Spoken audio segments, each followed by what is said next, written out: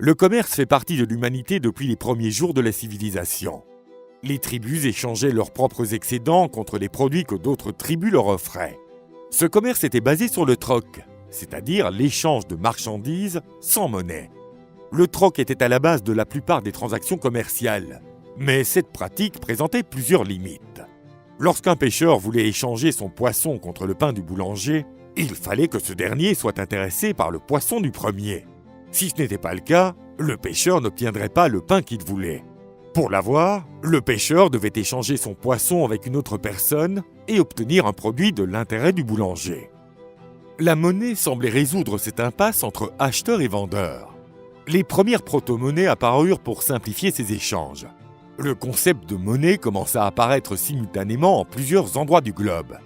Et la monnaie des peuples anciens ne ressemblait pas toujours à ce que nous considérons comme de l'argent aujourd'hui.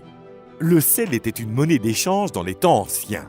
Le sel était un bien essentiel, car il était impératif pour la conservation des aliments tels que le poisson et la viande. Le fait de les saler augmentait leur état comestible. En raison de sa grande utilité, le sel devint une monnaie. À l'époque de l'Empire romain, les soldats de la Légion étaient payés avec du sel, d'où le nom de salaire.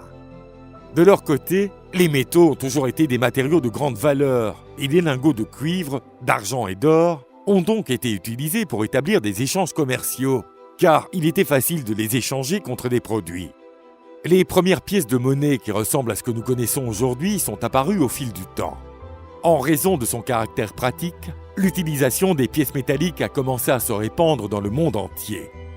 Les Grecs se sont distingués à cet égard, car ils connaissaient le processus de frappe et les pièces grecques se sont donc répandues dans toute la Méditerranée. Les pièces d'argent et d'or devinrent un moyen d'échange assez courant.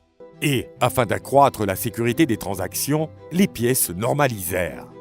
Ses dimensions et son poids devaient respecter des normes préétablies.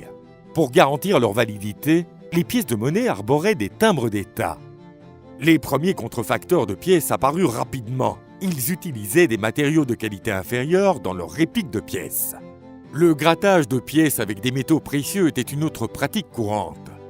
Après avoir été raclé, une partie du matériau précieux était conservée par le faussaire, qui remettait ensuite la pièce en circulation comme si elle avait toujours la même valeur.